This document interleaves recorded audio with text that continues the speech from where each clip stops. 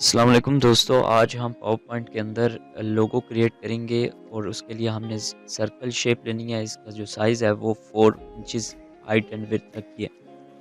इसके अलावा हम इसे सेंटर में ले आए। सेंटर में लाने के बाद हम इसमें एक और सर्कल जो है वो ऐड करेंगे। इसकी जो साइज़ है वो हम 3 इंच रखेंगे। इसके बाद इसकी आपने कॉपी लेनी है। कॉपी लेने के बाद इसकी 4 कॉपियाँ हम बनाएँगे। 4 कॉपी इसलिए बनाएँगे ताकि हमारी जो शेप है वो निकल सके। आपने एक बात का ध्यान रखना है कि जो लास्ट सर्कल आपने ड्रॉ किया है, उसके मुताबिक ही आपने तमाम सर्कल को एडजस्ट करना है। आउटलाइन जो फिल है वो हमने ऑफ कर दिया। आउटलाइन को हम यहाँ पर एडजस्ट करेंगे ताकि हमारा जो शेप है वो निकल के आ सके, ताकि हमारी जो शेप है वो बन जाए। तमाम को सिलेक्ट करने के बाद फॉर्मेट में जाके हम इसे ट्रिम कर लेंगे। ट्रिम करने के बाद जो फालतू एरिया है, फालतू शेप्स हैं, उसे हम बाहर निकाल के डिलीट कर देंगे ताकि ये हमें डिस्टर्ब ना करें। उसके बाद हम क्या करेंगे, तमाम शेप्स को सिलेक्ट करेंगे। सिलेक्ट करने के बाद इसमें कलर फिल कर देंगे ताकि जो हमारी कटिंग है वो आसानी से हो सके। अब हम आराम से इन सब को फिल कर लेंगे ताकि हमारी जो शेप है वो रेडी हो सके। कर्व्स में कलर करना है आपने। इस तरह से आपने एक-एक शेप को सिलेक्ट करते जाना है। सिलेक्ट करने के बाद इसमें कलर फिल करते जाना है। इस तरह से आप अपनी शेप को बड़ी आसानी से रेडी कर पाएँगे। तमाम को सिलेक्ट करना है। सिलेक्ट करने के बाद अगर चाहें तो इसमें कलर फिल कर दें। हम क्योंकि ग्रुप कर लेते हैं ताकि हमें कलर फिल करने में मसला ना आए।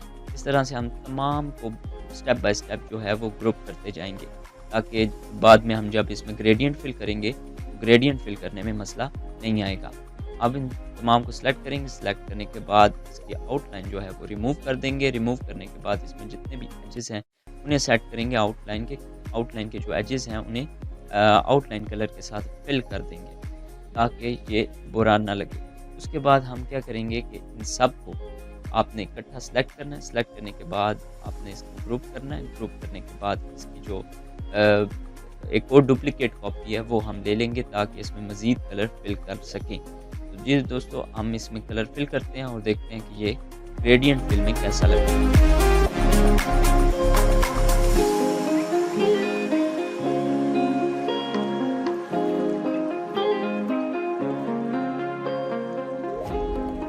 जी तो दोस्तों, ग्रेडिएंट हम फिल कर चुके हैं। अब हम इसके पीछे जो है बैकग्राउंड ड्रॉ करेंगे ताकि ये मज़ीद ब्यूटीफुल लग सके। और अब हम इसे शेडो दिया है ताकि ये 3D इफेक्ट हमें फील हो सके। इस तरह से आप इसे शेडो दे सकते हैं। जो ग्रेडिएंट वाली शेप है उसे आप ग्रुप करें। ग्रुप करने के बाद इसे भी शेडो ऐड कर दें। इस तरह से आपकी जो फर्स्ट लोगो है वो क्रिएट हो चुका है। अब हम नेक्स्ट एग्जांपल देखेंगे। इसी शेप को लेकर हम मज़ीद एक और लोगो डिज़ाइन करेंगे। हमने कॉपी कर लिया। कॉपी करने के बाद पेस्ट किया। इसका जो स्टाइल था वो हटा दिया हमने। उसके बाद हम क्या करेंगे, इसमें से एक शेप को रिमूव कर देंगे। शेप को रिमूव करने के बाद इसे ग्रुप कर लिया। ग्रुप करने के बाद इसका एक और डुप्लीकेट ले लेंगे। एक और डुप्लीकेट ले लेंगे ताकि हम इसमें मज़ीद दूसरी एग्जांपल भी देख सकें। उसके बाद आप चाहें तो इसका बैकग्राउंड कलर भी चेंज कर सकते हैं। आप इसमें इसके बैक पे कोई भी शेप ड्रॉ कर दें। शेप ड्रॉ करने के बाद जो है आप इसे फिल कर लें और आपका जो है वो ये भी डिज़ाइन रेडी हो जाएगा। इस तरह से आपने इस शेप को ड्रॉ कर लेना है। शेप को ड्रॉ करने के बाद इसमें कोई भी ग्रेडिएंट कलर फिल कर दें। फिल करने के बाद आपकी शेप जो है वो रेडी हो जाएगी। इसके अलावा आप अपने दूसरी शेप के अंदर ग्रेडिएंट भी ऐड करना चाहें तो वो भी कर सकते हैं।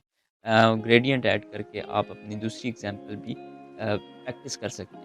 इस तरह से दोस्तों, आप अपने लोगों को बेहतरीन अंदाज से प्रेजेंट भी कर सकते हैं और बना भी सकते हैं यूजिंग द पावर पॉइंट, और इसे एनिमेट करके और ब्यूटीफुल बना सकते हैं।